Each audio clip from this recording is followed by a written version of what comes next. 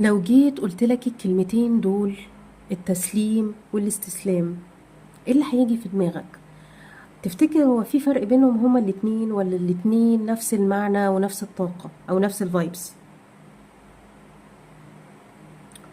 طيب تعالى كده اقولك انا طلعت بايه من الكلمتين دول او المعنيين دول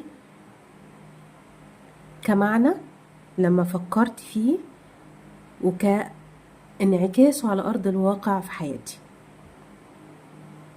الاستسلام اللي هو انا وصلت لنقطة اللي هو يا رب انا ما بقتش قادر اعمل حاجة، انا مش عارف اتحرك من مكاني، مش عارف اخد خطوة، اللي هو خلاص يا رب انا تعبت ما بقتش قادر، كل حاجة طلعت وتفلتت من ايدي. طيب انت لما تسمع الكلمتين دول او حد بيتكلم كده هتقول ايه؟ دي طاقة او فايبس يأس، استسلام، ودور ضحية. اللي هو انا عايش في طاقة ان انا مستني ان حاجة تتغير، طاقة انتظار، وده ما بيحصلش لان انت ما اتحركتش. طيب التسليم بقى اللي هو انا بعرف ايه مسؤوليتي، اقول انا مسؤولة في حاجة المفروض ان انا اعملها لسه ما عملتهاش، او في نقطة لسه محتاجة انها تتظبط اكتر، محتاجة ان انا اقف وابص للموضوع شوية بحيادية واعرف ازاي اتعامل معاه واتصرف فيه. وبعد ما بفعل المسؤولية دي واعرف ايه اللي المفروض اعمله وابتدي اعمله، بقى انا فعلته على ارض الواقع، وبسأل حدسي وبسأل ربنا وبمشي في طريقي وبكمل وانا بحاول اظبط الدنيا، وبسأل ربنا ان هو او اطلب منه ان هو يسهل الامور، وبسلم لله وانا شغالة وماشية في طريقي ومكملة. فده بقى نابع من طاقة او فايبس مسؤولية، ثقة واستحقاق، ان انا عاملة قيادة واعية لحياتي، بشتغل، بعمل، بتوكل. وبعديها تسليم وتقبل النتيجة بقى اللي جاية من ربنا، اللي هو أنا عملت اللي عليا يا رب، شغال أهو، النتيجة دي بقى من عندك يا رب. كانت أنا شايفاها ماديا في صالحي فتمام، شايفاها ماديا مش في صالحي فهو برضو تمام، لأن في حاجة أنا لسه معرفتهاش هي في صالحي. جميل؟ جميل. واحنا عارفين ان المؤمن او الرجل او الست او اي حد القوي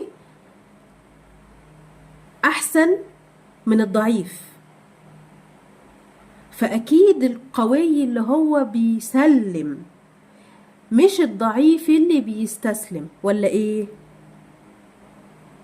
ولو انت عايز كمان ان انت تجذب او تجيب اي حاجة لحياتك، تعمل الحاجة وتجيلك بسهولة وبيسر اكتر، فانت بتبتدي تظبط مشاعرك اللي جواك واللي طالعة منك، علشان انت لما بتظبط اللي جواك، الطاقة واللي جواك والفايبس اللي جواك بتتظبط، فتبتدي تطلع منك مظبوطة، فشوية شوية تبتدي تجذب ليك او تجيب لك حاجات داعمة ليك في مصلحتك، او اللي انت عايزها بطريقة ما، علشان انت بقيت مصدق ان انت هتحصل على الحاجة دي وانها هتجيلك بإذن الله. ولو ما جاتلكش بنفس الصورة او ما جاتلكش خالص، انت بتبقى متأكد مليون في المية ان ده في مصلحتك.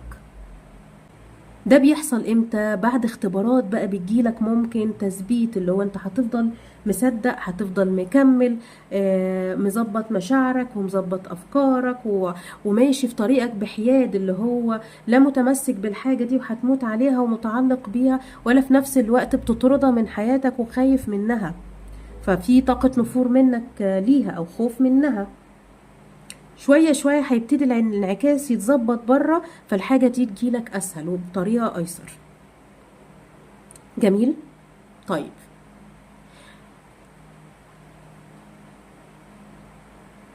عشان كده بنبتدي بنقول ان هو الدور اساسا الاول بيبتدي من جواك انت تظبط الطاقة والفايبس بتاعتك اللي جوه، فتبتدي تطلع بره، فشوية شوية الطاقة تبتدي تظبط والفايبس تبتدي تظبط الانعكاس اللي جايلك من بره، فيجيلك بطريقة احسن وبشكل احسن وبشكل ايسر.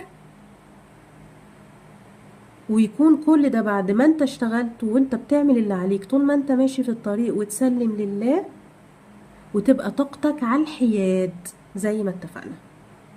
فالاستسلام طاقة يأس، ومعاه كمان طاقة صبر. لو احنا اخدنا هو الصبر بالمفهوم الجمعي او بالوعي الجمعي، احنا فاهمين غلط ان انت تصبر وخلاص، اللي هو خلاص الموضوع خلص، مفيش حاجة في ايدي، اللي هو او انا ما بعملش اللي في ايدي، او انا عملت كل في حاجة في ايدي ولسه ما جاتش، فاللي هو خلاص بقى يعني ربنا يعمل اللي هو عايزه، او الحاجة دي مش مهم تيجي، او ان شاء الله ربنا هيغير الامور. اللي هو لا، هو في ايدك، وفي ايدك حاجات كتير. يمكن انت جربت 1 2 3، بس ما جربتش 4، ما جربتش 10، او ما جربتش طريقة مختلفة، او حاجة ما جاتش في بالك قبل كده، او انت محتاج ان انت تحيد مشاعرك او تحيد افكارك.